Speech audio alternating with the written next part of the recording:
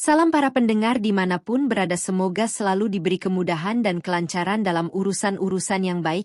Tidak lupa tuliskan jejak dari mana kalian menonton, agar kita bisa saling kenal, dan jangan lupa klik tombol like dan subscribe-nya di channel ini.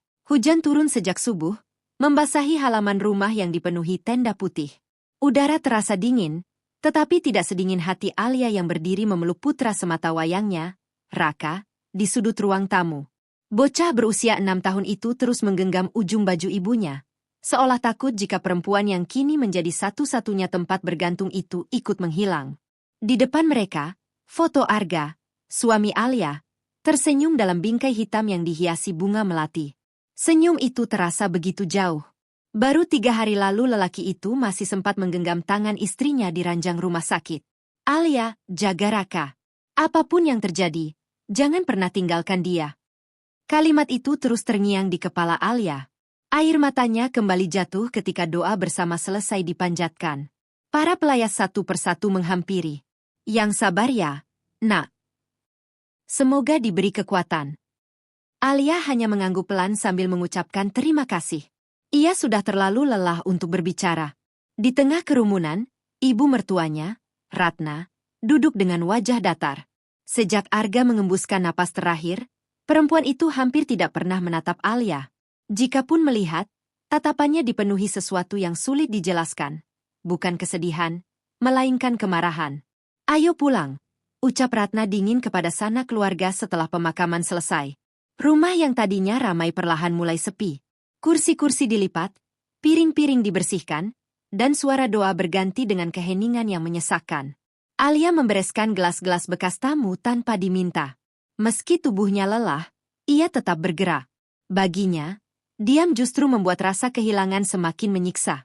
Saat sedang mencuci gelas di dapur, suara Ratna terdengar dari ruang makan. Kalau saja Arga tidak memaksakan diri bekerja keras demi menghidupi keluarganya, mungkin dia masih hidup. Alia menghentikan gerak tangannya. Kau menyalahkan Alia? Tanya kakak ipar laki-laki, Dimas. Apalagi? Sejak menikah dengan perempuan itu, hidup Arga penuh beban. Ucapan itu menghantam hati Alia lebih keras daripada hujan yang mengguyur atap rumah. Ia menarik napas panjang sebelum keluar dari dapur. Bu! Suaranya lirih. Dokter bilang penyakit Mas Arga memang sudah lama. Ratna langsung menoleh. Jangan membantah orang tua. Alia terdiam. Kamu pikir saya tidak tahu? Arga bekerja siang malam karena ingin memenuhi kebutuhanmu dan anakmu. Ibu. Alia mencoba menjelaskan. Cukup. Bentakan itu membuat Raka yang sedang bermain di ruang tamu langsung berlari memeluk ibunya. Jangan marahi mama. Ucap bocah itu polos. Ratna menatap cucunya sekilas, lalu membuang muka. Tatapan itu menusuk hati Alia. Selama ini Ratna sangat menyayangi Raka. Namun sejak Arga meninggal, bahkan senyum untuk cucunya pun seolah ikut terkubur. Malam tiba. Seluruh keluarga makan bersama di meja besar.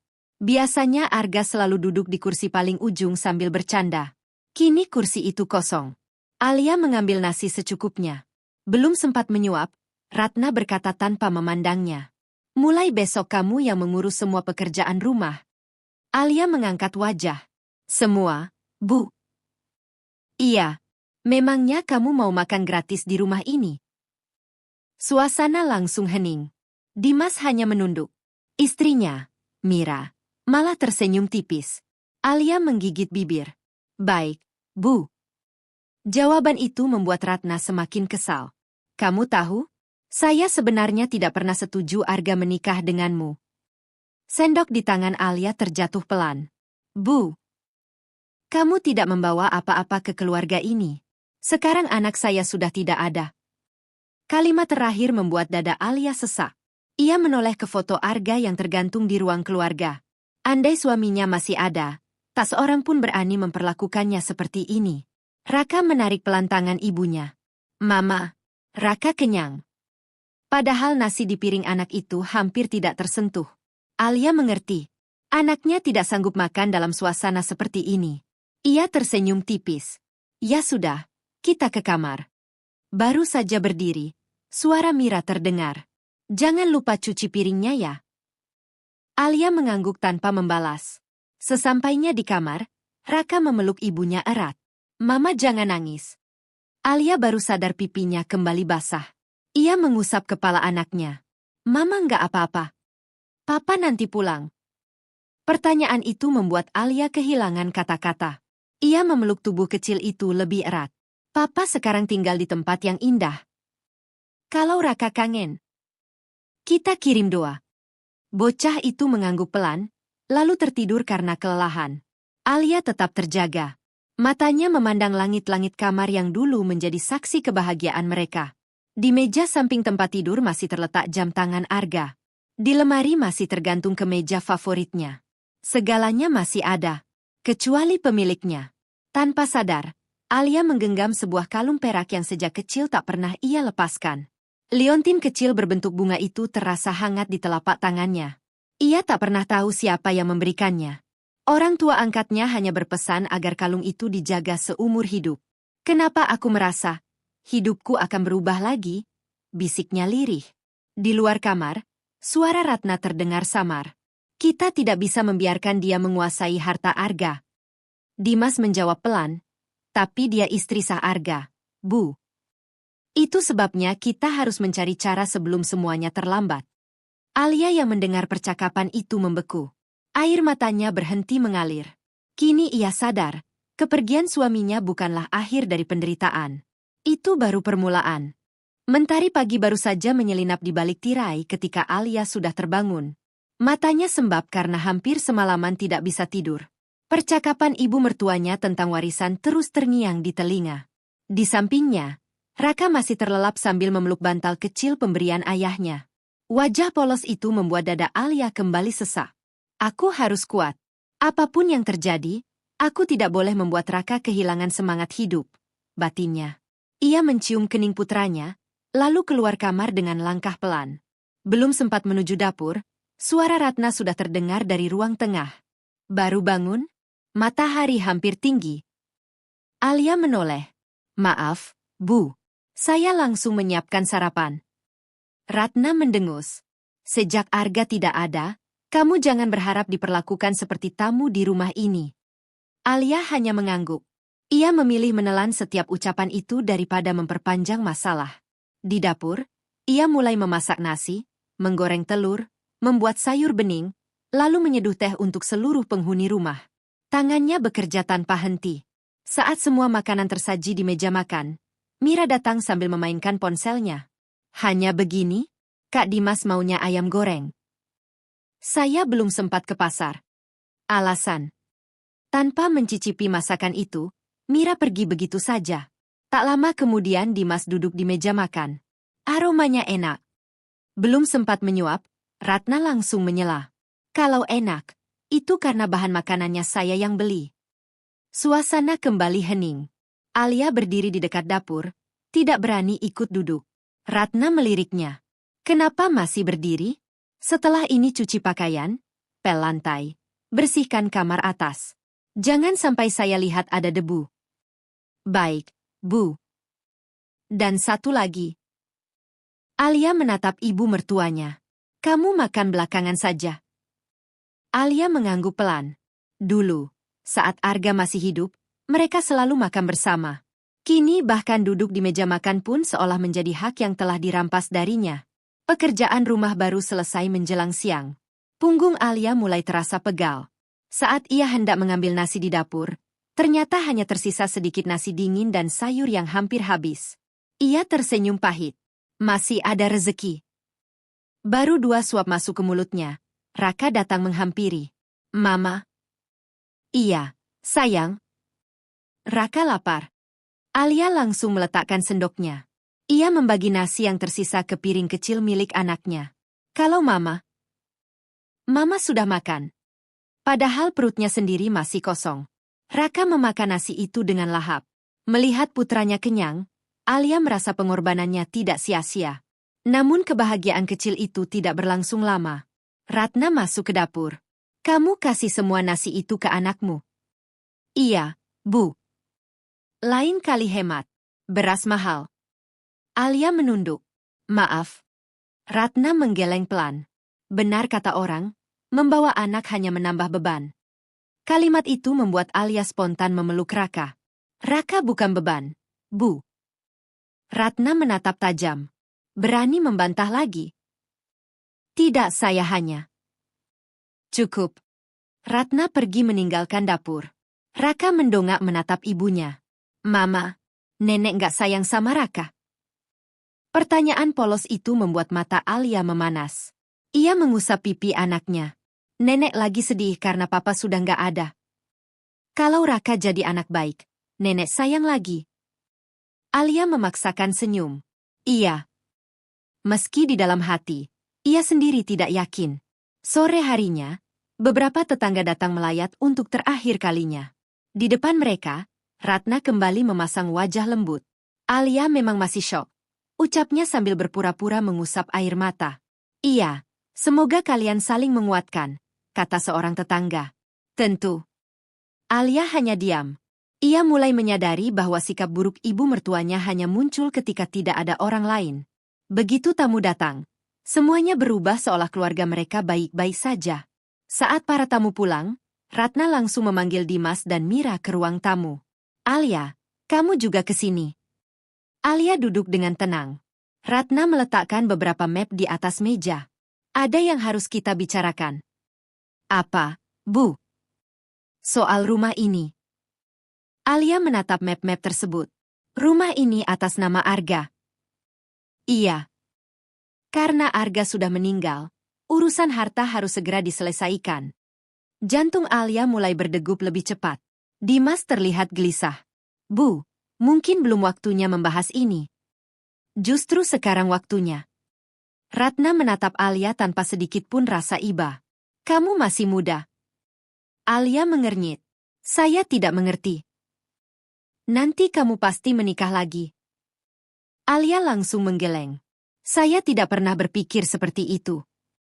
Ratna tersenyum sinis. Semua janda bilang begitu di awal. Ucapan itu membuat Alia menggenggam ujung bajunya. Saya hanya ingin membesarkan Raka. Itulah sebabnya kamu tidak perlu menguasai harta anak saya. Ruangan mendadak sunyi. Mira ikut bersuara. Kalau rumah ini dijual, hasilnya bisa dibagi untuk keluarga.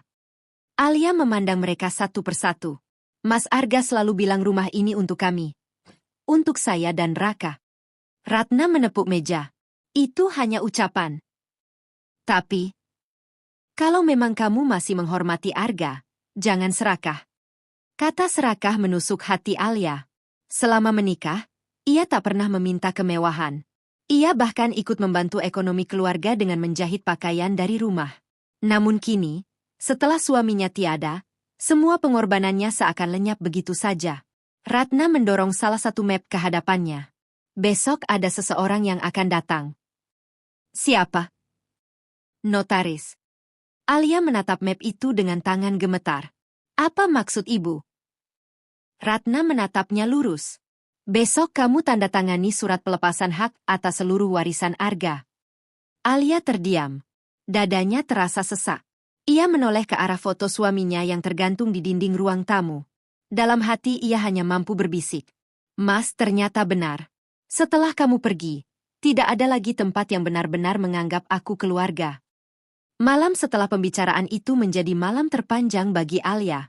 Ia duduk di tepi ranjang sambil menatap map coklat yang sejak tadi dibawanya ke kamar. Di dalamnya terdapat salinan sertifikat rumah, beberapa rekening atas nama Arga, dan surat yang menurut Ratna harus ditandatanganinya keesokan hari. Tangannya gemetar. Bukan karena ia takut kehilangan harta, melainkan karena ia sadar, sejak Arga meninggal, keberadaannya di rumah itu hanya dipandang sebagai penghalang. Di sampingnya, Raka sudah tertidur lelap. Bocah itu masih memeluk boneka kecil yang pernah dibelikan ayahnya di pasar malam. Alia mengusap rambut putranya dengan lembut. Maafkan Mama. Mama belum bisa memberikan kehidupan yang tenang untukmu. Air mata kembali jatuh. Ia membuka laci meja kecil di samping ranjang. Di sana masih tersimpan dompet kulit milik Arga. Saat membukanya, sebuah foto keluarga berukuran kecil terselip di dalamnya. Foto itu diambil saat ulang tahun Raka yang kelima. Arga berdiri di tengah sambil memeluk istri dan anaknya. Di balik foto itu terdapat tulisan tangan suaminya. Untuk Alia dan Raka. Apapun yang terjadi, rumah ini adalah tempat kalian pulang. Tangis Alia pecah. Mas, aku harus bagaimana? Pagi harinya, suasana rumah terasa berbeda. Ratna mengenakan pakaian rapi, begitu pula Dimas dan Mira. Sekitar pukul 9, sebuah mobil hitam berhenti di depan rumah. Seorang pria parubaya turun sambil membawa tas dokumen. Selamat pagi.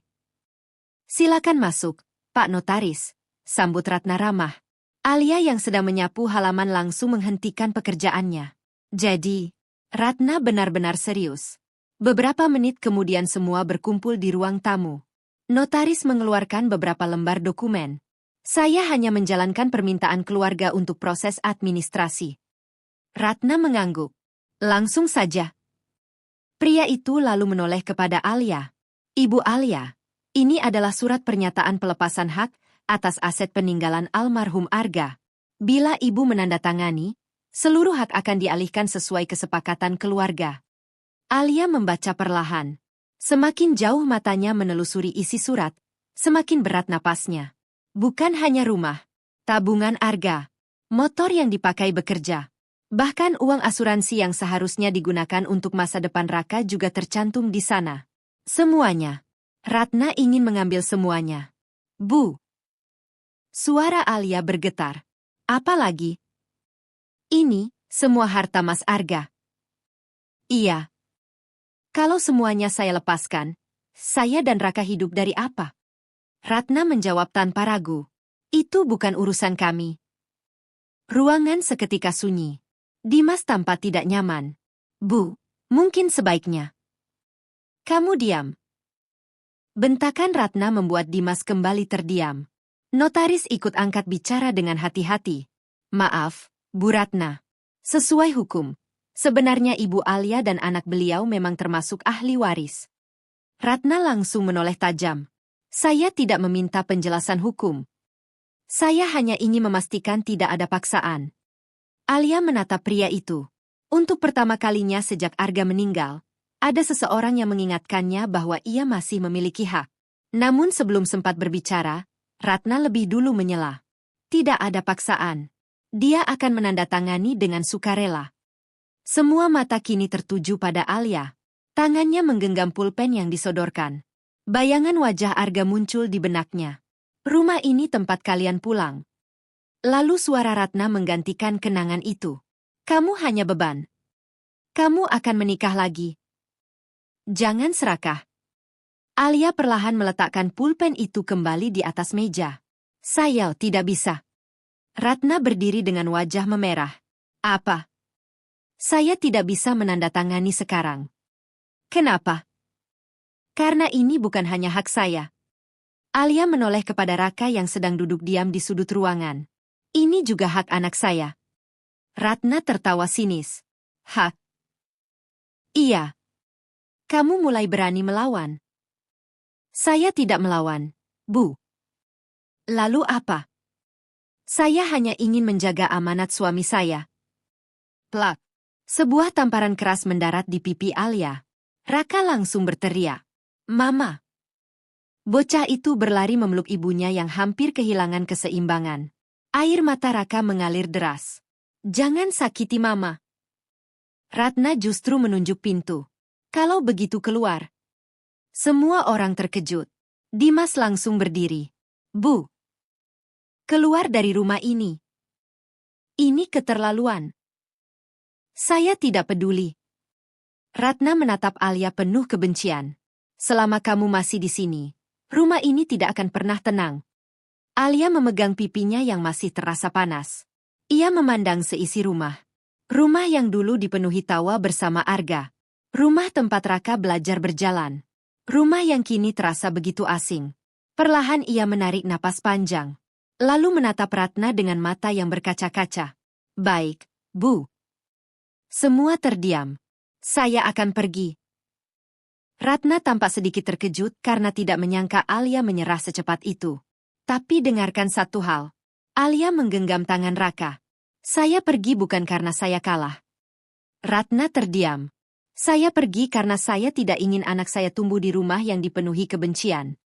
Dimas menundukkan kepala. Bahkan notaris ikut menghela napas panjang. Tanpa berkata apa-apa lagi, Alia masuk ke kamar. Ia hanya memasukkan beberapa potong pakaian ke dalam tas lusuh. Baju Raka, beberapa dokumen penting, foto keluarga, dompet peninggalan Arga. Tidak ada perhiasan. Tidak ada uang dalam jumlah besar. Saat membuka laci terakhir, jemarinya menyentuh kalung perak yang sejak kecil selalu dikenakannya. Liontin berbentuk bunga itu berkilau di terpa cahaya matahari. Perlahan ia memakainya kembali. Itu saja yang Mama punya sekarang, bisiknya kepada Raka. Bocah itu menggenggam tangan ibunya erat. Mama, kita mau kemana? Alia tersenyum, meski matanya dipenuhi air mata. Ke tempat yang mungkin kecil, tapi tidak ada orang yang membenci kita. Mereka berjalan menuju pintu depan. Tak seorang pun berusaha menahan. Ratna bahkan memalingkan wajah. Saat Alia melangkah melewati ambang pintu, ia berhenti sejenak. Ia menoleh ke rumah yang selama bertahun-tahun dianggapnya sebagai rumah sendiri. Lalu menunduk pelan. Terima kasih, Mas Arga, untuk semua kenangan indah di rumah ini. Dengan satu koper usang di tangan kanan dan tangan kecil Raka di tangan kirinya, Alia melangkah meninggalkan seluruh harta peninggalan suaminya. Ia tidak membawa rumah, tidak membawa tabungan, tidak membawa warisan. Yang ia bawa hanyalah harga dirinya. Namun Alia tidak pernah menyadari, keputusan meninggalkan rumah itu justru menjadi langkah pertama menuju takdir yang sama sekali tidak pernah ia bayangkan. Langkah Alia terasa semakin berat ketika gerbang rumah mertuanya tertutup di belakangnya. Tidak ada yang mengejar, tidak ada yang memanggil namanya. Rumah yang selama 7 tahun ia rawat dengan sepenuh hati kini benar-benar meninggalkannya. Raka menggenggam tangan ibunya semakin erat. Mama, kita nggak pulang lagi. Alia menelan ludah yang terasa pahit. Iya, sayang. Kenapa? Alia berlutut hingga sejajar dengan putranya. Kadang, kita harus pergi dari tempat yang membuat hati kita terus terluka. Raka mengangguk meski belum benar-benar mengerti. Asal sama Mama. Kalimat sederhana itu membuat Alia tersenyum untuk pertama kalinya sejak keluar dari rumah. Iya, selama kita bersama, kita pasti bisa. Uang yang tersisa di dompet hanya sekitar Rp1.200.000. Itu adalah tabungan kecil hasil menjahit yang selama ini diam-diam ia sisihkan. Alia menghitung lembar demi lembar uang itu di halte bus. Biaya makan, biaya sekolah Raka, biaya tempat tinggal. Belum lagi kebutuhan sehari-hari. Semuanya terasa begitu menakutkan. Namun ia tidak memiliki pilihan selain terus melangkah. Menjelang sore, mereka tiba di sebuah gang kecil di pinggiran kota. Di sana tinggal Bu Siti, tetangga lama orang tua angkat Alia. Meski tidak terlalu dekat, perempuan tua itu masih mengenalnya. Astaga, Alia. Bu Siti terkejut melihat kondisi mereka. Kamu kenapa, Nak? Alia berusaha tersenyum. Saya sedang mencari tempat tinggal. Perempuan tua itu langsung mempersilakan mereka masuk. Setelah mendengar seluruh cerita, Bu Siti menghela napas panjang. Kasihan sekali kamu. Alia hanya tersenyum tipis. Jangan menangis terus, Nak. Air mata tidak akan mengubah keadaan. Iya, Bu. Di belakang rumah ada kamar kontrakan kecil. Memang sederhana, tapi kalau kamu mau, sewanya murah. Mata Alia berbinar. Benarkah? Iya. Bayarnya belakangan juga tidak apa-apa. Air mata Alia hampir kembali jatuh. Terima kasih banyak, Bu. Kamar itu memang sangat kecil. Dindingnya masih berupa papan. Atap sengnya berlubang di beberapa bagian. Kasurnya tipis. Lemarinya sudah tua. Namun bagi Alia, tempat itu terasa jauh lebih damai daripada rumah besar yang baru saja ditinggalkannya. Mama? Iya. Ini rumah kita. Alia mengangguk sambil tersenyum. Iya. Raka berlari kecil mengelilingi kamar. Asyik rumah baru. Melihat anaknya tetap ceria di tengah keadaan sulit membuat hati Alia kembali kuat. Malam itu mereka hanya makan mie rebus yang dibagi berdua. Raka memakannya dengan lahap. Enak, Ma. Alia tersenyum. Iya. Padahal ia tahu, anak itu sengaja berkata begitu agar ibunya tidak sedih. Keesokan paginya, Alia mulai mencari pekerjaan. Ia mengenakan pakaian paling rapi yang dimilikinya. Kalung perak berbentuk bunga masih tergantung di lehernya seperti biasa. Setelah menitipkan Raka kepada Bu Siti, ia berjalan menyusuri jalan raya. Toko pertama. Maaf, kami sudah punya pegawai. Warung makan. Kami butuh yang bisa bekerja sampai malam. Laundry. Kalau bawa anak, kami tidak bisa menerima. Hari itu ia ditolak di 7 tempat berbeda. Kakinya mulai pegal. Perutnya kosong karena sejak pagi hanya minum segelas teh. Namun ia terus berjalan. Menjelang siang, ia melihat papan bertuliskan, "Dibutuhkan asisten rumah tangga." Dengan penuh harapan ia masuk ke sebuah rumah mewah berpagar tinggi.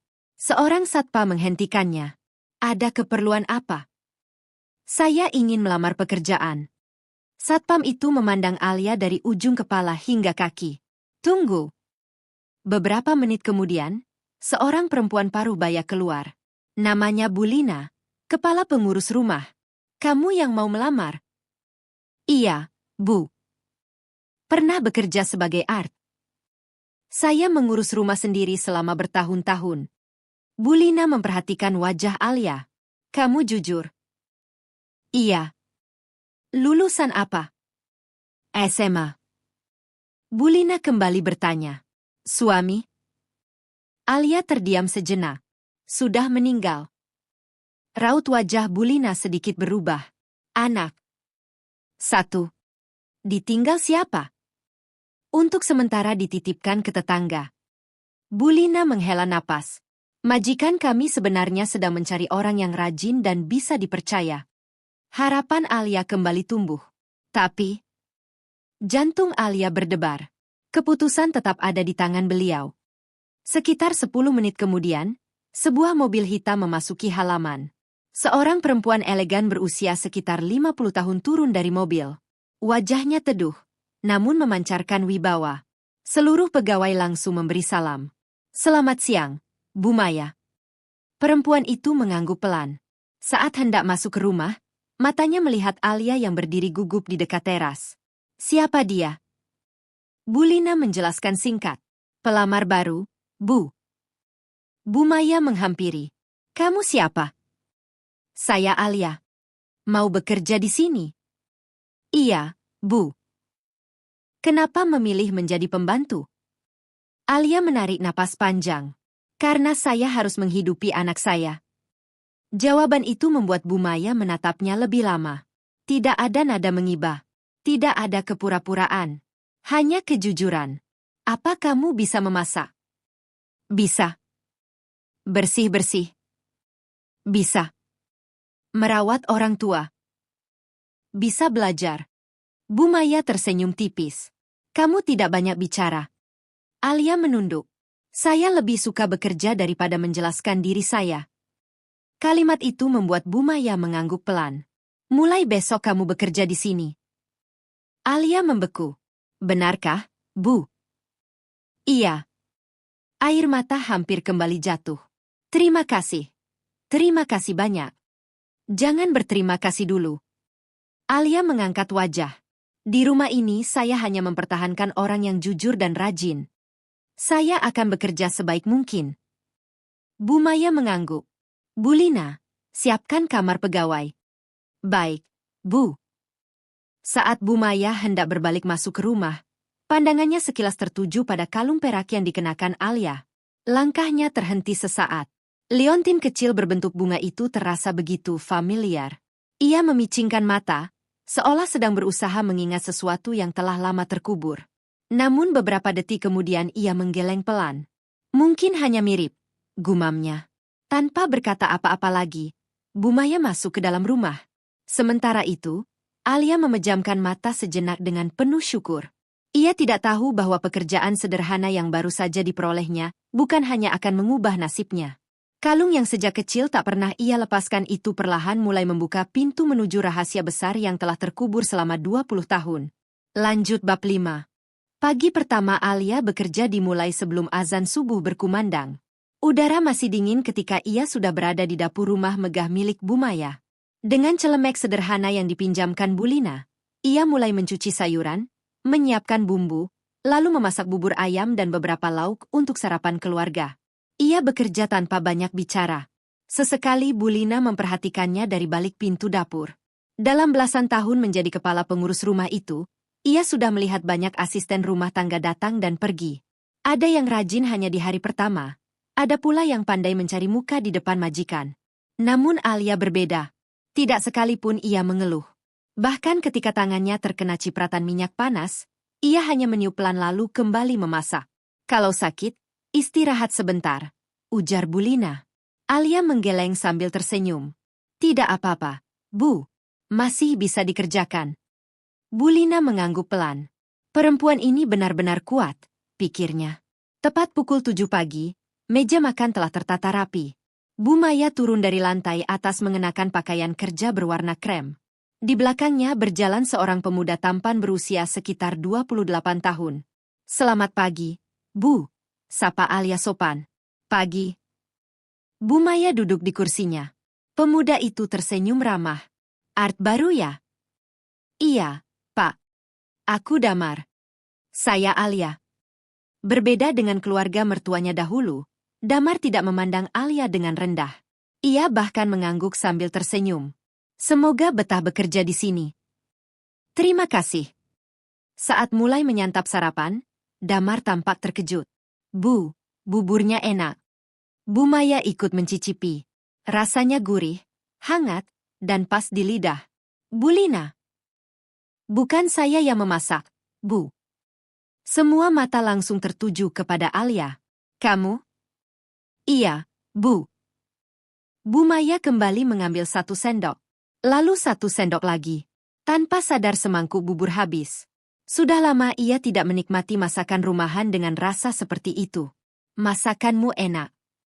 Alia tersenyum kecil. Terima kasih. Itu bukan pujian. Alia sedikit gugup. Itu alasan supaya kamu tetap bekerja di sini. Untuk pertama kalinya sejak kehilangan suaminya, Alia mendengar ucapan yang membuat hatinya terasa dihargai. Sore harinya, setelah seluruh pekerjaan selesai, Alia meminta izin pulang sebentar untuk menemui Raka. Bulina, saya boleh keluar 1 jam. Mau kemana? Anak saya. Bulina mengangguk. Pergilah, tapi jangan terlambat. Terima kasih. Sesampainya di kontrakan, Raka langsung berlari memeluk ibunya. Mama. Alia memeluk putranya erat. Kangen? Iya. Gimana sama Bu Siti? Baik. Bu Siti keluar sambil membawa segelas teh. Kerjaannya bagaimana? Alhamdulillah majikannya baik. Itu rezeki. Alia mengangguk. Ia menyerahkan sebagian uang muka gaji yang diberikan Bu Maya. Ini untuk sewa kamar dulu. Bu Siti tersenyum. Tidak usah terburu-buru. Tapi saya tidak enak. Kamu lebih butuh uang itu untuk Raka. Mata Alia kembali berkaca-kaca. Masih ada orang baik yang Tuhan kirimkan di saat hidupnya terasa paling sulit. Keesokan harinya, Raka ikut mengantar ibunya sampai gerbang rumah Bu Maya. Saat hendak berpamitan, sebuah mobil memasuki halaman. Bu Maya yang baru pulang dari sebuah acara melihat bocah kecil itu berdiri sambil melambaikan tangan kepada Alia. Itu anakmu? Alia terkejut. Iya, Bu. Namanya? Raka. Bu Maya turun dari mobil lalu mendekati bocah itu. Kelas berapa? Baru mau masuk kelas 1. Kamu suka belajar? Raka mengangguk semangat. Suka. Papa bilang kalau Raka rajin belajar nanti bisa jadi orang hebat. Kalimat terakhir itu membuat Bu Maya terdiam. Ia tahu ayah anak itu sudah meninggal. Meski begitu, bocah itu masih menyimpan setiap nasihat ayahnya dengan begitu tulus. Bu Maya tersenyum. Kamu anak pintar. Raka membalas dengan senyum lebar. Setelah Bu Siti datang menjemput Raka, Bu Maya memanggil Alia. Mulai besok, kalau memang tidak ada yang menjaga anakmu setelah sekolah, sesekali boleh dia menunggu di taman belakang rumah ini. Alia terkejut. Benarkah, Bu? Iya. Terima kasih banyak. Tapi jangan sampai mengganggu pekerjaan. Tidak akan, Bu. Hari-hari berikutnya berjalan lebih tenang. Alia bekerja semakin rajin. Ia membersihkan rumah hingga mengilap, merapikan taman, memasak, bahkan membantu Bulina mengurus persediaan dapur. Semua pegawai mulai menyukainya. Untung ada Mbak Alia. Iya, rumah jadi lebih rapi. Masakannya juga enak. Namun ada satu hal yang mulai menarik perhatian Bu Maya. Setiap kali Alia bekerja, kalung perak berbentuk bunga itu selalu menggantung di lehernya. Kalung itu terlihat sederhana, tidak mahal, bahkan sudah tampak kusam dimakan usia. Tetapi entah mengapa, setiap melihat liontin itu, hati Bu Maya terasa berdebar. Suatu sore, saat Alia sedang menyiram bunga di taman, matahari memantulkan cahaya tepat ke permukaan liontin tersebut. Kilau kecil itu membuat Bu Maya membeku. Ingatan yang telah lama terkubur perlahan muncul. 20 tahun lalu, seorang balita perempuan tertawa riang di halaman rumah. Di leher mungilnya tergantung kalung berbentuk bunga yang sama persis. Itu hadiah dari Mama, katanya waktu itu. Bu Maya memejamkan mata. Napasnya tiba-tiba menjadi berat. Tidak. Ia menggeleng pelan. Itu tidak mungkin. Anaknya telah hilang 20 tahun yang lalu. Polisi sudah mencarinya. Poster orang hilang disebar kemana-mana. Namun tak pernah ada kabar. Bagaimana mungkin seorang asisten rumah tangga yang baru dikenalnya memakai kalung yang begitu mirip?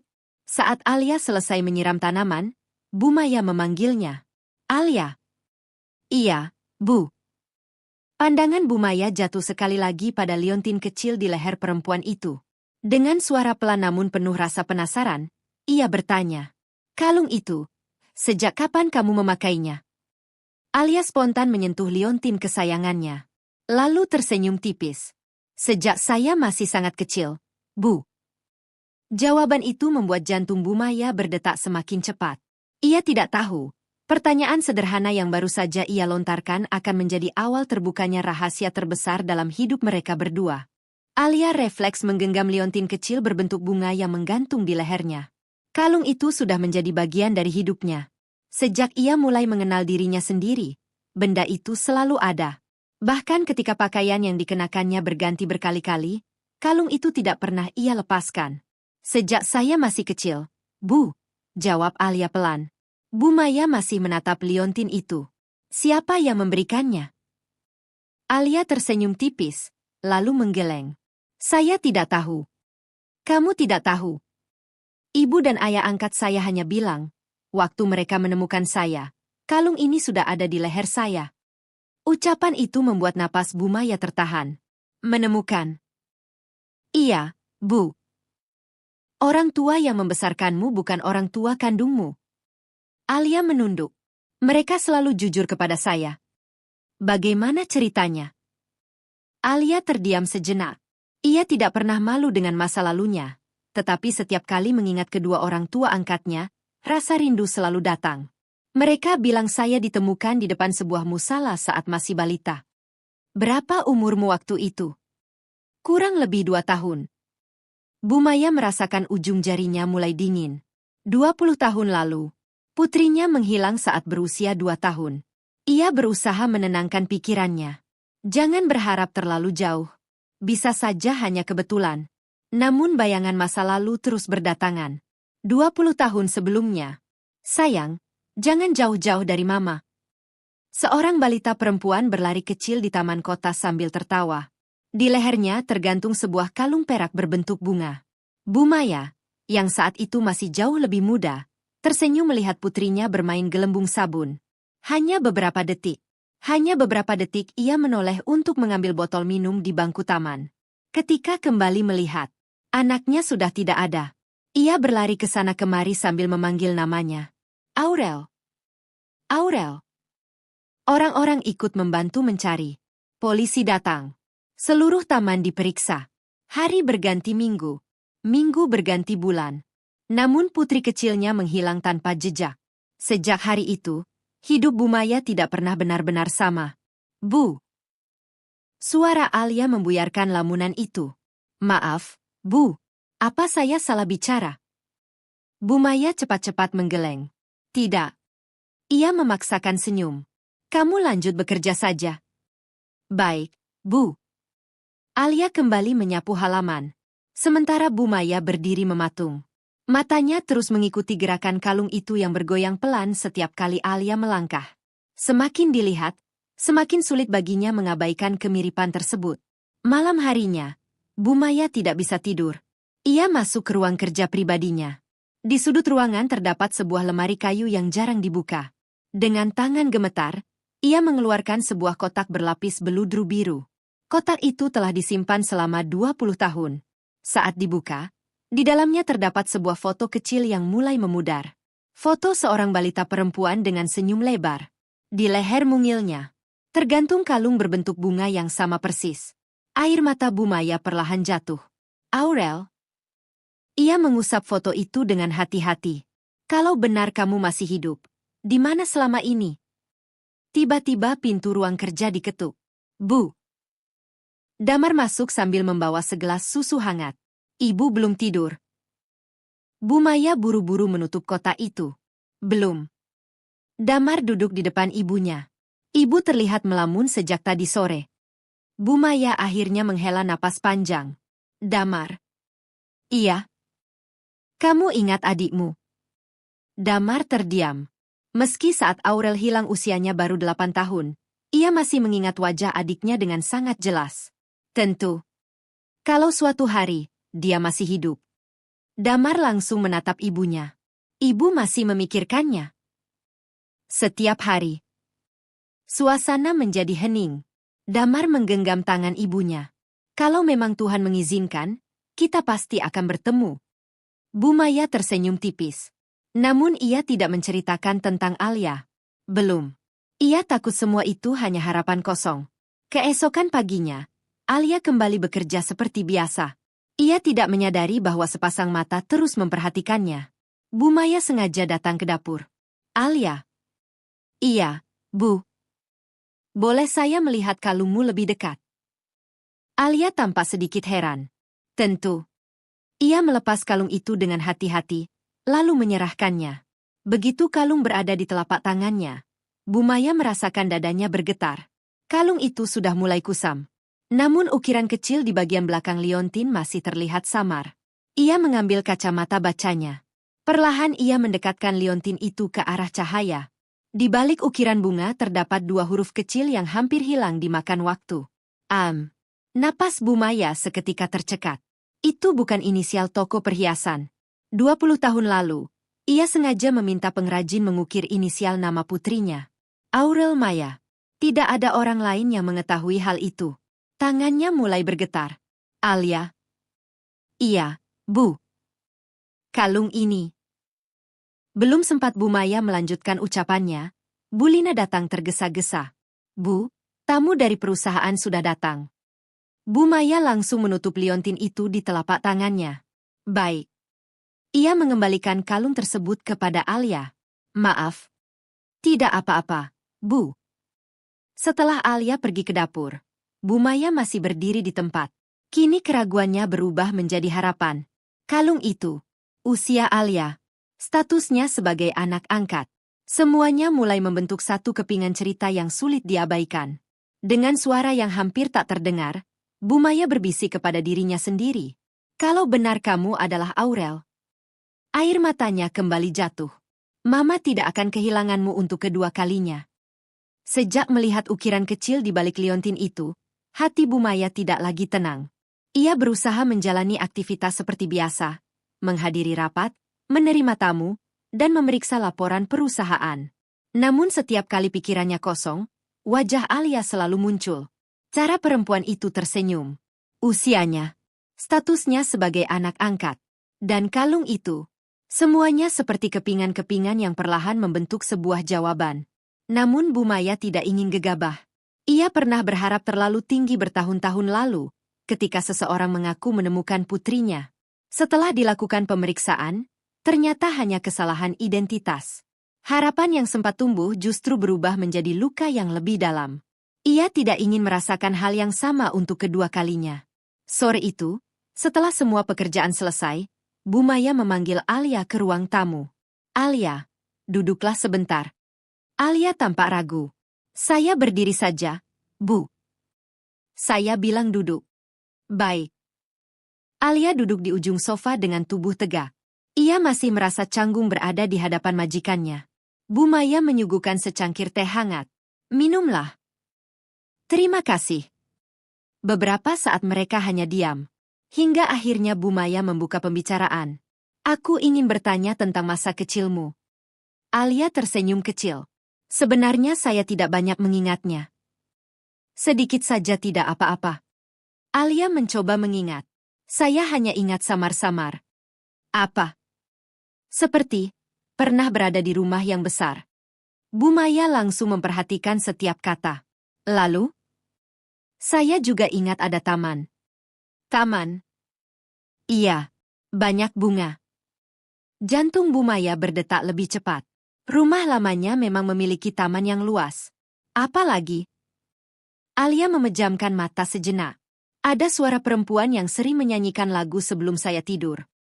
Lagunya? Alia menggeleng pelan. Saya lupa. Apakah kamu ingat wajah perempuan itu? Tidak. Atau wajah ayahmu? Alia kembali menggeleng. Semuanya seperti mimpi. Ia tersenyum pahit. Mungkin hanya hayalan saya. Bu Maya tidak menjawab. Baginya, semua itu justru semakin menguatkan dugaan. Orang tua angkatmu masih ada? Tanya Bu Maya. Alia menghela napas panjang. Mereka sudah meninggal 5 tahun yang lalu. Maaf. Tidak apa-apa, Bu. Mereka pernah menceritakan bagaimana menemukanmu. Alia mengangguk. Ibu sering bercerita. Ceritakan padaku. Mereka pulang dari pasar menjelang maghrib. Lalu, di depan sebuah musala, mereka mendengar suara anak kecil menangis. Bu Maya mendengarkan dengan saksama. Saat dicari, ternyata saya sedang duduk sendirian. Sendirian? Iya. Tidak ada orang. Tidak. Polisi. Ibu bilang mereka sempat melapor. Bagaimana hasilnya? Tidak ada yang mengaku kehilangan anak. Bu Maya menundukkan kepala. 20 tahun lalu, laporan kehilangan putrinya dibuat di kota yang berbeda. Kalau benar seseorang membawa Aurel ke daerah lain, sangat mungkin laporan itu tidak pernah tersambung. Apa ada barang lain selain kalung? Alia berpikir sejenak.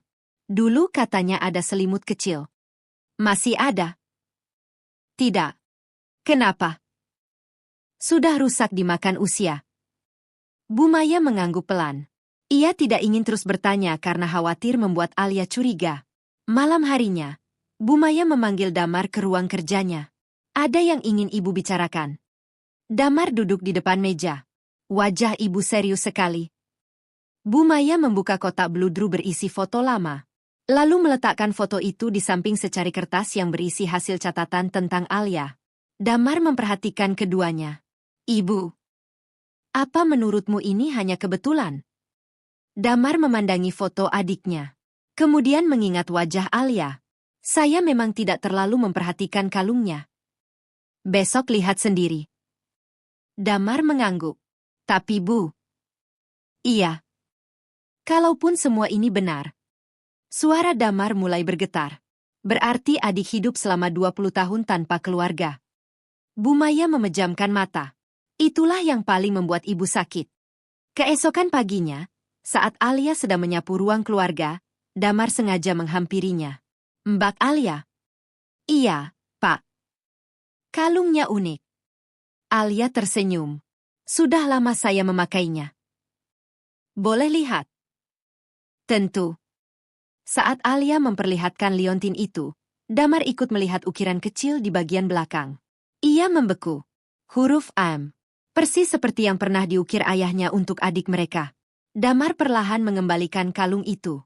Terima kasih. Setelah Alia pergi, ia langsung menemui ibunya. Ibu benar. Bu Maya menatap anak sulungnya. Kamu juga melihatnya? Iya. Ruangan kembali sunyi. Harapan yang selama 20 tahun hampir padam kini mulai menyala kembali. Namun Bu Maya masih menahan diri. Belum cukup. Maksud ibu? Kita butuh bukti yang tidak bisa dibantah. Damar langsung memahami maksud ibunya. Tes DNA. Bu Maya mengangguk perlahan. Itu satu-satunya cara. Siang harinya, Bu Maya kembali memperhatikan Alia dari balik jendela ruang kerja. Perempuan itu sedang membantu Raka belajar membaca di taman belakang. Ini huruf apa? B. Pintar. Raka tersenyum bangga. Mama, nanti kalau Raka sudah besar, Raka mau kerja supaya Mama nggak capek. Alia tertawa kecil. Kalau sudah besar, Raka harus sekolah tinggi dulu. Iya. Melihat pemandangan sederhana itu, mata Bu Maya kembali berkaca-kaca. Entah mengapa, naluri seorang ibu di dalam dirinya semakin kuat mengatakan bahwa perempuan sederhana yang kini bekerja di rumahnya bukanlah orang asing, melainkan darah dagingnya sendiri. Sore itu, setelah memastikan Alia pulang bersama Raka, Bu Maya mengambil telepon genggamnya. Ia menghubungi seorang dokter spesialis genetika yang telah lama dikenalnya. Dokter, ada yang bisa saya bantu, Bu Maya? Saya ingin melakukan tes DNA. Tentu bisa. Secepat mungkin. Apakah ada anggota keluarga yang ingin diperiksa? Bu Maya menatap foto putri kecilnya yang masih tersimpan di meja kerja. Air mata mengalir tanpa mampu ia bendung. Dengan suara lirih yang dipenuhi harapan sekaligus ketakutan, ia menjawab, "Saya ingin memastikan, apakah anak yang selama 20 tahun saya cari akhirnya telah kembali kepada saya?" Malam itu Bu Maya tidak memejamkan mata sedikit pun. Kalimat yang diucapkannya kepada dokter terus berputar di dalam pikirannya. "Saya ingin memastikan, apakah anak yang selama 20 tahun saya cari akhirnya telah kembali kepada saya?" Selama 20 tahun, ia hidup dengan satu pertanyaan yang tak pernah memiliki jawaban. Di mana Aurel? Masih hidupkah putrinya? Apakah ada seseorang yang merawatnya dengan baik? Kini, setelah bertahun-tahun menunggu, harapan itu kembali muncul. Namun justru itulah yang membuatnya takut. Bagaimana jika semua ini hanya kebetulan? Bagaimana jika setelah melakukan tes DNA, hasilnya kembali mengecewakan? Ia tidak yakin masih sanggup menerima kehilangan untuk kedua kalinya. Keesokan paginya, Bu Maya memanggil Alia ke ruang kerja. "Alia, Ibu ingin meminta bantuan." "Tentu, Bu. Aku harus melakukan pemeriksaan kesehatan rutin." Alia mengangguk. "Lalu?" Dokter menyarankan beberapa anggota keluarga dan orang yang tinggal serumah ikut pemeriksaan darah sederhana. Alia tampak sedikit bingung. "Saya juga." "Iya. Kalau memang diperlukan, saya bersedia." Bu Maya mengembuskan napas lega. Ia sengaja tidak langsung menjelaskan tentang tes DNA. Bukan karena ingin membohongi Alia, tetapi ia takut memberi harapan sebelum semuanya benar-benar jelas. Siang harinya mereka tiba di sebuah laboratorium. Dr. Arif, sahabat lama Bu Maya, telah menunggu. "Selamat siang." "Siang, Dok." Dokter itu tersenyum kepada Alia. "Ibu Alia, hanya pemeriksaan darah biasa." "Baik, Dok." Proses pengambilan sampel berlangsung singkat. Alia sama sekali tidak menaruh curiga. Sementara itu, Bu Maya ikut memberikan sampel darahnya. Sebelum mereka pulang, dokter berbisik pelan kepada Bu Maya. "Hasilnya sekitar 3 hari. Tolong rahasiakan dulu." "Tentu." 3 hari. Bagi Bu Maya, waktu terasa berjalan sangat lambat. Ia mencoba tetap bekerja seperti biasa. Namun pikirannya selalu kembali kepada Alia. Di sisi lain, Alia sama sekali tidak mengetahui apa yang sebenarnya sedang terjadi. Ia hanya fokus bekerja. Setiap pagi memasak, membersihkan rumah, menyiram tanaman. Lalu sore hari mengajari Raka membaca di taman belakang. Melihat kebersamaan ibu dan anak itu, hati Bu Maya terasa hangat sekaligus perih. Kalau dia benar Aurel, berarti selama ini dia tumbuh tanpa pernah merasakan kasih sayang ibu kandungnya. Hari ketiga akhirnya tiba. Pukul 9 pagi, telepon Bu Maya berdering. Nama Dr. Arif muncul di layar. Tangannya langsung gemetar. "Halo, Dok." "Bu Maya." Suara di seberang terdengar serius. "Apakah ibu sedang sendiri?" "Iya." "Sebaiknya ibu datang ke laboratorium. Dokter tidak bisa menyampaikan lewat telepon. Saya rasa hasil seperti ini lebih baik disampaikan secara langsung." Jantung Bu Maya berdetak semakin keras. Ia segera mengambil tas dan berangkat. Di ruang konsultasi, Dr. Arif menyerahkan sebuah amplop putih. "Silakan dibuka sendiri." Tangan Bu Maya begitu gemetar hingga beberapa kali gagal membuka amplop itu. Setelah berhasil, matanya langsung tertuju pada bagian kesimpulan. Ia membaca perlahan. Probabilitas hubungan biologis ibu dan anak mencapai lebih dari 99,99%. Dunia seakan berhenti berputar. Lembar hasil pemeriksaan terlepas dari tangannya. Air mata mengalir tanpa bisa dibendung. Dok. Suara Bu Maya bergetar hebat. Ini benar. Dokter Arif mengangguk pelan. Hasilnya sangat jelas. Bu Maya menutup wajahnya dengan kedua tangan. Tangis yang selama 20 tahun ia tahan akhirnya pecah. Anak saya. Ia terseduh. Anak saya masih hidup. Dokter membiarkannya menangis beberapa menit. Setelah sedikit tenang, Bu Maya kembali bertanya. Tidak mungkin salah. Tidak. Hasilnya sudah kami ulang 2 kali. Bu Maya kembali menangis. Selama ini perempuan yang setiap hari memasakkan sarapan untuknya. Yang selalu tersenyum sopan. Yang dipanggilnya Alia. Ternyata adalah putri kandung yang telah hilang selama 20 tahun. Di rumah, Alia sedang melipat pakaian ketika Damar datang menghampirinya. Mbak Alia. Iya, Pak. Ibu belum pulang. Belum. Damar tersenyum tipis. Kalau ibu terlihat aneh beberapa hari ini, jangan dipikirkan. Alia mengangguk. Saya memang merasa Bu Maya sering melamun. Iya. Damar hampir saja mengatakan semuanya. Namun ia memilih diam. Ia ingin ibunya sendiri yang menyampaikan kabar itu. Menjelang sore, mobil Bu Maya akhirnya memasuki halaman. Matanya masih sembab. Begitu turun dari mobil, ia melihat Alia sedang menyapu teras. Perempuan itu tersenyum seperti biasa. Selamat sore, Bu. Sapaan sederhana itu membuat hati Bu Maya kembali sesak. Selama ini, putrinya sendiri memanggilnya Bu. Bukan Mama. Tanpa sadar, Bu Maya berjalan mendekat. Alia sedikit bingung. Bu, ada apa? Bu Maya mengangkat tangannya perlahan. Dengan jemari yang gemetar, ia menyentuh pipi Alia. Sentuhan itu begitu lembut. Seolah seorang ibu yang akhirnya menemukan anaknya setelah bertahun-tahun. Alia semakin heran. Bu. Air mata Bu Maya kembali jatuh. Ia hampir mengucapkan semuanya. Namun ia menahan diri. Belum. Ia ingin menceritakan semuanya di hadapan Damar dan dokter, agar tidak ada sedikit pun keraguan.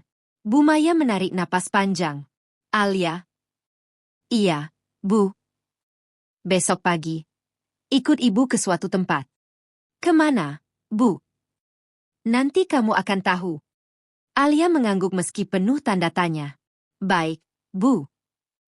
Malam itu, Bu Maya kembali membuka album foto lama. Ia meletakkan foto balita Aurel di samping foto Alia yang diam-diam diambil beberapa hari sebelumnya. Air matanya menetes membasahi kedua foto itu. Dengan suara yang dipenuhi rasa syukur, ia berbisik. Maafkan Mama. Selama 20 tahun, Mama tidak pernah berhenti mencarimu. Dan besok, Mama akan memelukmu sebagai putri Mama, untuk pertama kalinya setelah sekian lama. Pagi itu, Alia datang lebih awal dari biasanya. Ia masih memikirkan perkataan Bu Maya semalam. Besok pagi, ikut ibu ke suatu tempat. Sepanjang perjalanan menuju rumah majikannya, berbagai pertanyaan memenuhi kepalanya. Apakah ia melakukan kesalahan? Apakah pekerjaannya mengecewakan? Atau justru ada tugas baru yang harus dikerjakannya? Begitu memasuki halaman, Bu Lina langsung menghampirinya. Mbak Alia, Bu Maya sudah menunggu di ruang tamu. Baik, Bu. Alia menarik napas panjang sebelum melangkah masuk. Di ruang tamu, Bu Maya telah duduk bersama Damar. Wajah keduanya tampak lebih serius dari biasanya. Di atas meja terdapat sebuah map putih dan album foto lama. Silakan duduk, Alia, ujar Bu Maya dengan suara yang lembut. Alia menurut. Entah mengapa jantungnya berdegup lebih cepat. Bu, sebenarnya ada apa? Bu Maya tidak langsung menjawab. Ia memandang wajah Alia cukup lama, seolah sedang menikmati setiap detik yang telah lama dirindukannya. Akhirnya ia membuka album foto itu. Apakah kamu mengenali anak kecil ini? Alia menerima album tersebut. Di halaman pertama terlihat foto seorang balita perempuan berusia sekitar 2 tahun. Anak itu mengenakan gaun putih dan tersenyum ceria di sebuah taman. Tatapan Alia berhenti pada satu benda. Kalung. Balita itu mengenakan kalung berbentuk bunga yang sama persis dengan miliknya. Alia mengernyit. Kalungnya? Bu Maya mengangguk perlahan. Iya. Sama seperti punya saya. Bukan hanya mirip. Bu Maya membuka kotak kecil berlapis bludru yang selama ini disimpannya. Di dalamnya terdapat selembar sertifikat pembelian perhiasan dari 20 tahun lalu, lengkap dengan desain kalung berbentuk bunga dan keterangan ukiran AM. Alia memandang dokumen itu tanpa berkedip. Saya tidak mengerti, Bu. Bu Maya lalu mendorong map putih ke hadapan Alia. Kalau begitu, bacalah ini. Dengan tangan sedikit gemetar, Alia membuka map tersebut. Matanya langsung tertuju pada bagian paling bawah. Hubungan biologis ibu dan anak, 99,99%. Alia membeku. Ia membaca lagi. Dan lagi. Seolah berharap dirinya salah membaca. Bu. Suaranya hampir tak terdengar. Ini. Bu Maya sudah tidak mampu lagi menahan air mata.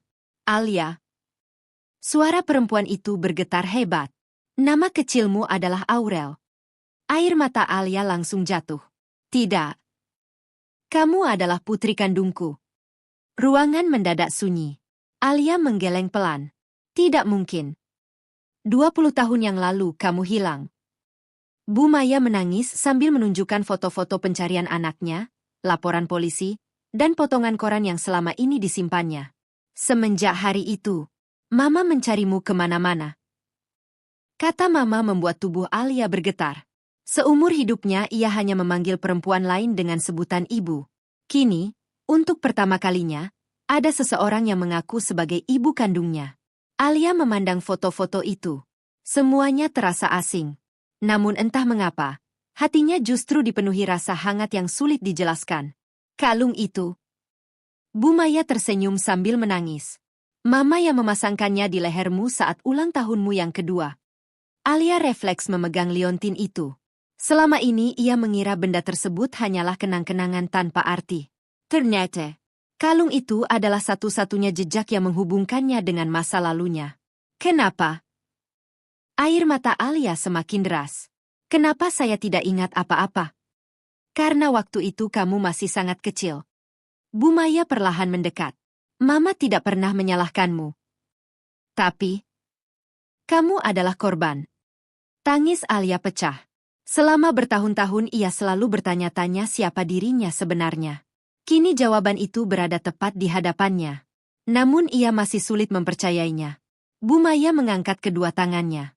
Boleh. Mama memelukmu. Pertanyaan sederhana itu justru membuat Alia semakin menangis. Selama ini ia yang selalu merindukan sosok ibu. Kini sosok itu berdiri di depannya. Dengan langkah pelan, Alia mendekat. Sesaat kemudian, Bu Maya memeluk putrinya erat. Pelukan yang telah tertunda selama 20 tahun akhirnya terjadi. Tangis keduanya memenuhi ruangan. Aurel. Bu Maya terus mengusap rambut Alia. Maafkan Mama. Maaf karena tidak berhasil menjagamu. Alia balas memeluk perempuan itu. Jangan minta maaf. Suaranya terputus oleh tangis. Saya juga tidak tahu harus berkata apa. Di sudut ruangan, Damar mengusap air matanya sendiri. Ia berjalan mendekati mereka. Aurel. Alia menoleh. Aku Damar. Ia tersenyum sambil menangis. Kakakmu. Alia menatap wajah Damar. Entah mengapa, kini ia mulai melihat kemiripan di antara mereka. Bentuk mata, cara tersenyum, bahkan lesung pipi kecil di pipi kiri. Tanpa ragu, Damar ikut memeluk ibu dan adiknya. Untuk pertama kalinya setelah 20 tahun, keluarga itu kembali utuh.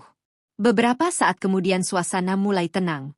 Bu Maya menggenggam tangan Alia. Mama ingin menjemput Raka sore ini.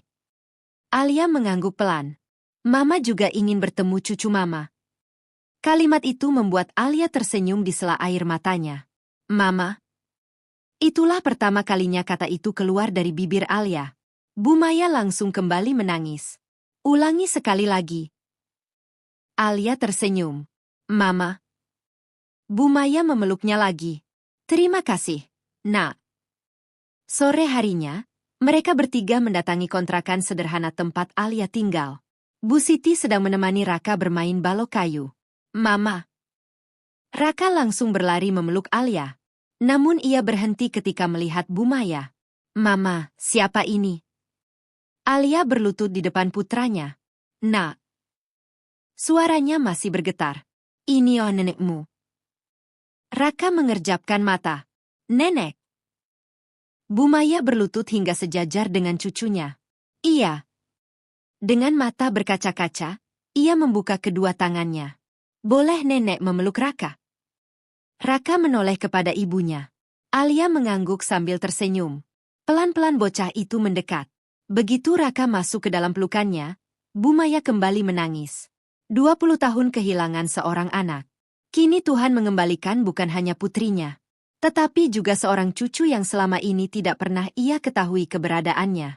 Di tengah kebahagiaan itu, tak satu pun dari mereka menyadari bahwa kabar tentang perubahan nasib Alia telah mulai terdengar hingga ke telinga keluarga mendiang Arga. Dan penyesalan mereka baru saja dimulai. Sudah 2 minggu berlalu sejak Alia mengetahui jati dirinya. Hidupnya berubah begitu cepat. Namun perubahan itu bukan karena kekayaan atau kemewahan. Yang paling ia syukuri adalah kehangatan keluarga yang selama ini tidak pernah ia rasakan. Setiap pagi, Bu Maya selalu menyiapkan sarapan bersama Alia. Masakan Mama sudah kalah enak, goda Bu Maya sambil tertawa. Alia ikut tersenyum. Kalau begitu kita masak bersama. Setuju. Damar yang duduk di meja makan hanya menggeleng sambil tersenyum melihat keduanya saling berebut mencicipi masakan. Rumah yang dulu terasa sunyi kini dipenuhi tawa. Sementara Raka semakin lengket dengan neneknya. Nek, lihat gambar Raka. Wah, bagus sekali. Nanti Raka mau gambar Mama juga. Kalau begitu nenek juga harus digambar ya? Iya. Tawa kecil memenuhi ruang keluarga. Bu Maya sering memandangi pemandangan itu dengan mata berkaca-kaca. Dalam hati ia terus bersyukur. Terima kasih, Tuhan. Engkau benar-benar mengembalikan anakku. Meski telah diakui sebagai putri kandung keluarga itu, Alia tetap memilih bekerja membantu pekerjaan rumah. Suatu pagi Bu Maya memergokinya sedang mengepel lantai. Aurel. Alia spontan menoleh. Ia masih belum terbiasa dipanggil dengan nama kecilnya. Mama sudah bilang, pekerjaan itu biar dikerjakan pegawai. Alia tersenyum. Sudah terbiasa. Kamu sekarang bukan pegawai. Saya tahu. Lalu kenapa masih bekerja? Alia memegang pelan tangan ibunya. Karena selama bertahun-tahun saya hidup dari bekerja. Saya tidak ingin berubah hanya karena keadaan saya berubah. Bu Maya memeluk putrinya. Itulah yang membuat Mama semakin bangga. Di sisi lain kota, suasana rumah Ratna jauh berbeda. Ruang tamu yang dulu dipenuhi perdebatan kini dipenuhi kecemasan. Rumah peninggalan Arga ternyata menjadi sumber masalah. Dimas menghela napas panjang sambil meletakkan beberapa surat tagihan di meja. Bu, kita benar-benar tidak bisa menutup cicilan. Ratna mulai gelisah. Bukannya uang tabungan Arga masih ada? Mira mendengus pelan. Sudah habis. Ratna menoleh tajam. Habis bagaimana? Waktu rumah direnovasi. Renovasi? Terus biaya usaha. Katamu usahanya akan untung. Mira mulai meninggikan suara. Siapa yang tahu malah rugi? Dimas memijat pelipisnya. Sudahlah, jangan bertengkar. Belum sempat pembicaraan selesai, seorang tetangga datang. Permisi. Iya. Apa benar menantu Bu Ratna sekarang tinggal di rumah Bu Maya Prasetyo? Ratna mengernyit. Maksudnya? Itu loh. Pemilik perusahaan Prasetyo Group. Semua saling berpandangan.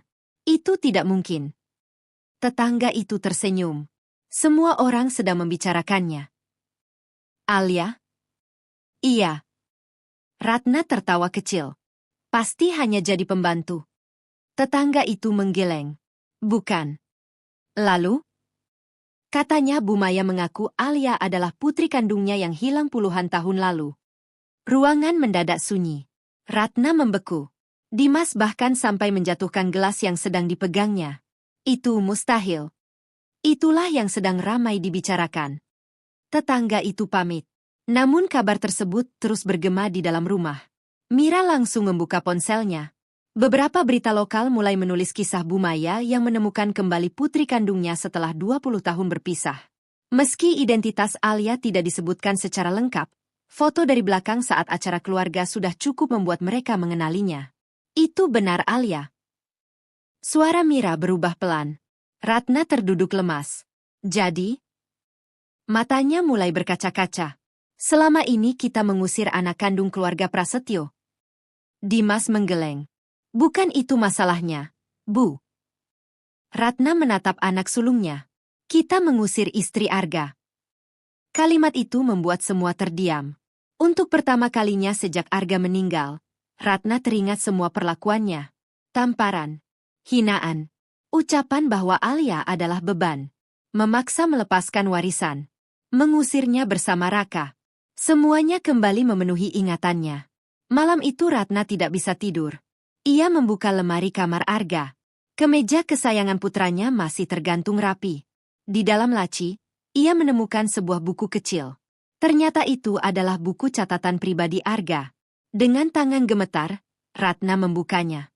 Di halaman terakhir terdapat tulisan yang belum pernah ia baca. Kalau suatu hari aku tidak ada, ibu pasti akan sedih. Tapi aku berharap ibu tetap menyayangi Alia seperti anak sendiri. Dia perempuan yang paling tulus yang pernah kutemui. Jangan biarkan dia merasa sendirian. Air mata Ratna langsung jatuh mengenai halaman buku. Ia membalik ke halaman berikutnya.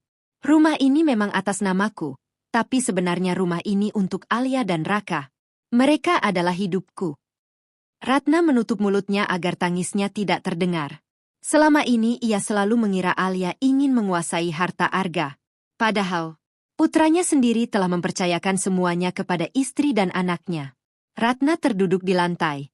Ampuni ibu, nak. Tangisnya pecah. Ampuni ibu. Keesokan paginya, Ratna memanggil Dimas dan Mira. Kita akan menemui Alia. Dimas mengangguk pelan. Ibu yakin? Iya.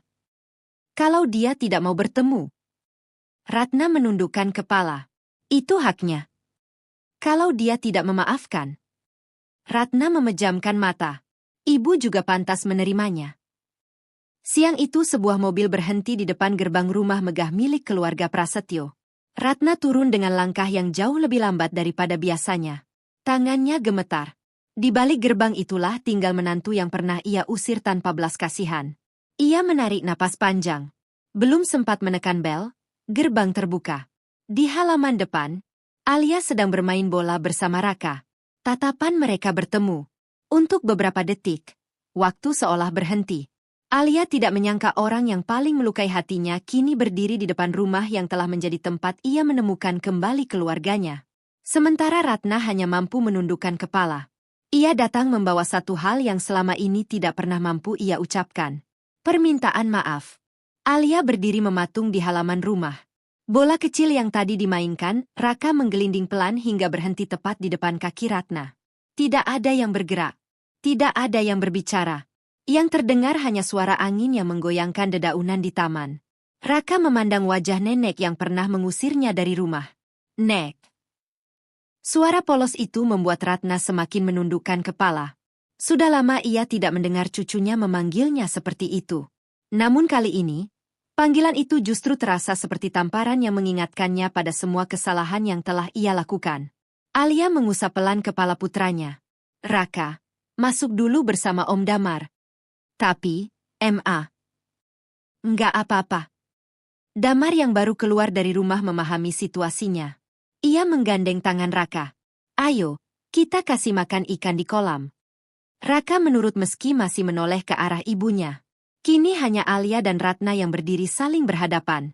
Beberapa langkah di belakang, Dimas dan Mira tampak canggung. Alia menarik napas panjang. Ibu, ada keperluan apa datang ke sini? Nada suaranya sopan, namun terdengar begitu tenang. Ratna mengangkat wajah perlahan. Matanya sembab. Alia. Suara itu bergetar. Ibu datang untuk meminta maaf. Kalimat yang selama ini tidak pernah keluar akhirnya terucap. Alia terdiam. Ia sudah membayangkan pertemuan ini berkali-kali. Namun ketika benar-benar terjadi, hatinya justru terasa sangat tenang. Ratna melangkah mendekat. Ibu salah. Air matanya mulai mengalir. Ibu terlalu dikuasai kesedihan setelah Arga pergi. Alia tidak memotong.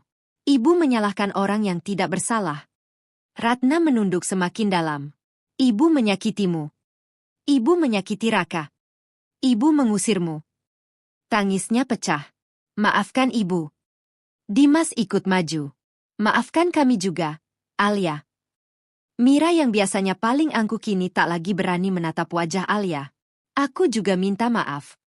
Suasana kembali hening. Beberapa saat kemudian, Alia mempersilakan mereka duduk di gazebo taman. Bu Maya yang melihat dari jendela tidak ikut campur. Ia percaya putrinya mampu menyelesaikan masa lalunya sendiri. Setelah semua duduk, Ratna mengeluarkan sebuah buku kecil dari dalam tas. Aku menemukan ini di kamar Arga. Alia mengenalinya. Itu buku catatan milik suaminya. Ratna menyerahkannya dengan kedua tangan. Aku belum pernah membacanya. Alia membuka halaman terakhir. Tulisan tangan Arga langsung membuat matanya berkaca-kaca. Jangan biarkan Alia merasa sendirian. Tangannya bergetar. Ratna kembali menangis. Seandainya ibu membaca buku itu lebih cepat. Ibu tidak akan memperlakukanmu seperti itu. Alia menutup buku tersebut perlahan. Mas Arga selalu percaya kepada keluarganya. Ratna mengangguk sambil menangis. Tapi kami justru mengkhianati kepercayaannya. Beberapa saat kemudian, Ratna mengeluarkan map lain. Ini sertifikat rumah. Alia memandangnya sekilas. Rumah itu masih atas nama Arga. Ratna mengangguk. Ibu ingin mengembalikannya kepadamu. Alia menggeleng pelan. Simpan saja. Ratna terkejut. Itu hakmu.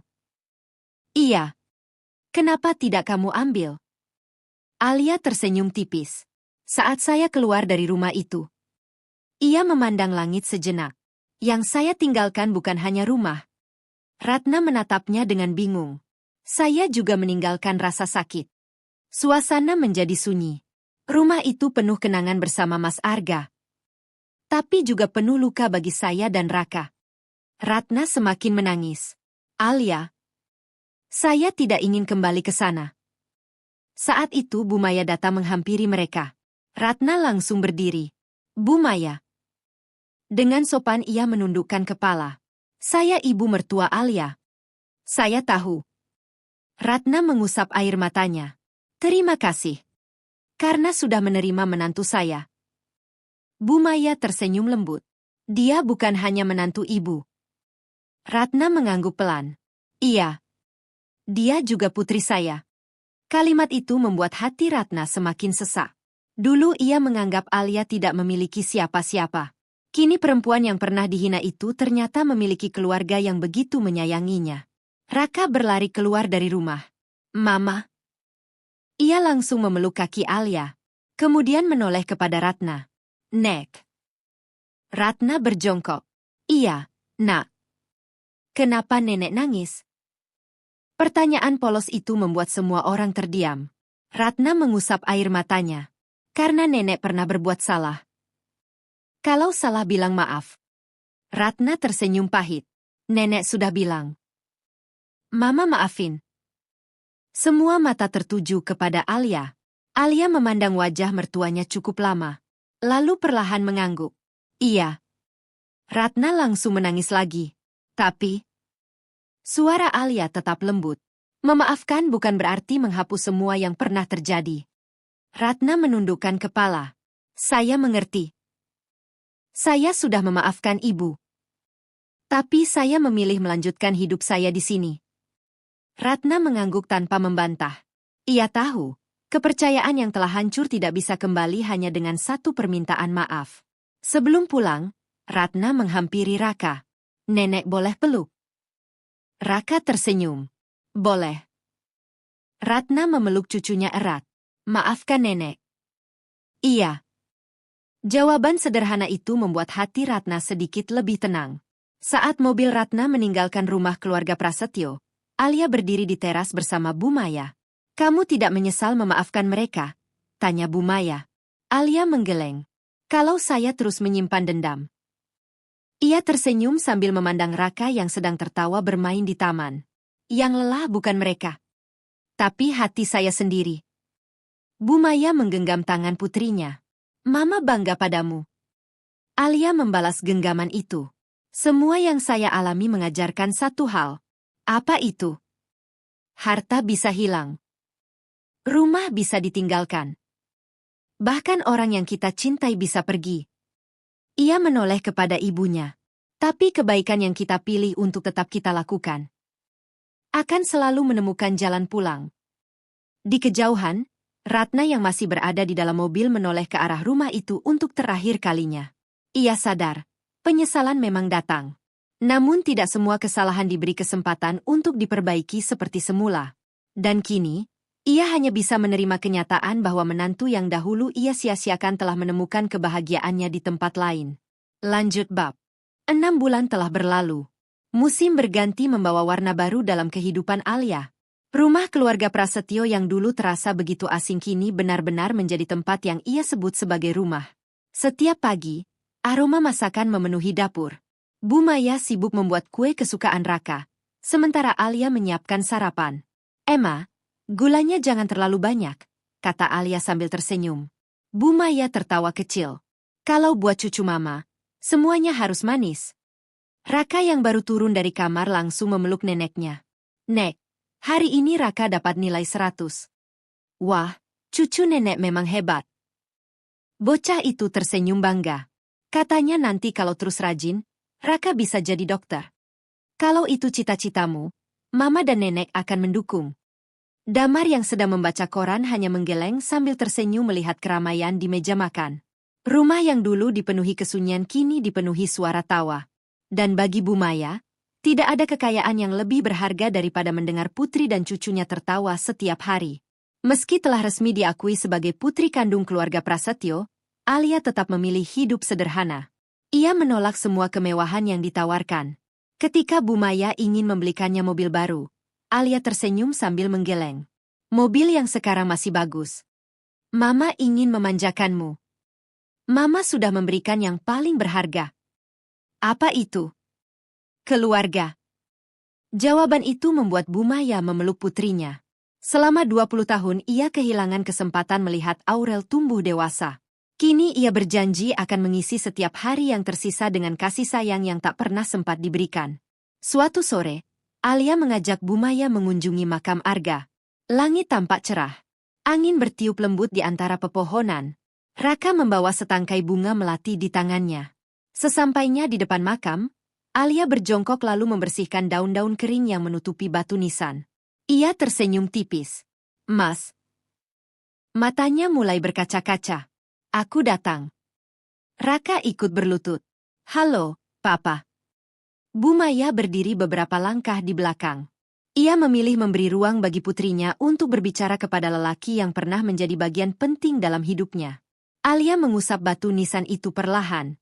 Mas, dulu aku pikir hidupku sudah selesai saat kamu pergi. Air matanya menetes. Aku kehilangan tempat bersandar. Aku kehilangan rumah. Aku bahkan kehilangan orang-orang yang seharusnya menjadi keluargaku. Ia menarik napas panjang. Tapi ternyata, Tuhan sedang menyiapkan jalan lain. Alia menoleh kepada Bu Maya yang berdiri sambil tersenyum penuh haru. Aku menemukan Mama. Aku menemukan Kak Damar. Dan Raka sekarang punya keluarga yang begitu menyayanginya. Raka meletakkan bunga di atas makam. Papa tenang ya. Raka sama Mama baik-baik saja. Tangis Alia akhirnya pecah. Terima kasih, Mas. Terima kasih karena selama hidupmu kamu selalu menjagaku. Dan bahkan setelah kamu pergi, keberanian yang kamu ajarkan membuatku mampu bertahan. Beberapa bulan kemudian, atas dukungan Bu Maya, Alia mendirikan sebuah yayasan kecil. Bukan yayasan besar dengan gedung megah, melainkan rumah singgah sederhana untuk para janda dan anak-anak yang kehilangan tempat tinggal. Di depan pintu masuk terpampang sebuah tulisan. Rumah Harapan Arga. Bu Maya membaca nama itu sambil tersenyum. Kamu masih mengingatnya? Alia mengangguk. Kalau bukan karena Mas Arga, mungkin saya tidak akan menjadi perempuan yang kuat. Di rumah singgah itu, Alia sering menemui perempuan-perempuan yang mengalami nasib serupa. Ada yang diusir keluarga. Ada yang kehilangan suami. Ada yang harus membesarkan anak seorang diri. Setiap kali mereka datang dengan wajah penuh putus asa, Alia selalu berkata, "Jangan menyerah. Saya pernah berada di posisi kalian. Percayalah, kesedihan tidak akan tinggal selamanya." Kalimat sederhana itu memberi harapan bagi banyak orang. Suatu pagi, saat sedang menyiram bunga di halaman yayasan, sebuah mobil berhenti di depan gerbang. Ratna turun perlahan. Wajahnya tampak lebih tenang dibandingkan beberapa bulan lalu. Di tangannya terdapat sebuah kotak kecil. "Alia." "Ibu." Ratna menyerahkan kotak itu. "Ini milik Arga." Alia membukanya. Di dalamnya terdapat jam tangan yang selalu dikenakan suaminya. Ratna tersenyum tipis. "Ibu rasa, benda ini lebih pantas berada di tanganmu." Alia menggenggam jam tangan itu dengan hati-hati. "Terima kasih." Ratna memandang papan nama yayasan. "Arga pasti bangga melihatmu." Alia tersenyum. "Saya berharap begitu." Sebelum pulang, Ratna berkata pelan, "Terima kasih karena sudah memaafkan ibu." Alia mengangguk. Hidup terlalu singkat untuk dipenuhi kebencian. Ratna tersenyum. Untuk pertama kalinya sejak kepergian Arga, ia pulang dengan hati yang jauh lebih ringan.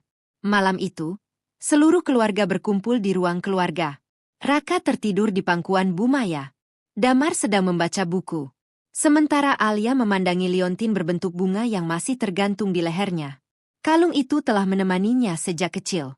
Menjadi satu-satunya petunjuk menuju jati dirinya. Bu Maya duduk di samping putrinya. "Apa yang sedang kamu pikirkan?" Alia tersenyum. "Saya dulu sering bertanya kepada Tuhan." "Tanya apa?" "Kenapa hidup saya penuh kehilangan?" Bu Maya menggenggam tangannya. "Sekarang sudah tahu jawabannya." Alia mengangguk pelan. "Tuhan tidak mengambil kebahagiaan saya. Dia hanya menundanya." Air mata Bu Maya kembali mengalir. Ia memeluk putrinya erat. Di luar rumah, hujan turun perlahan.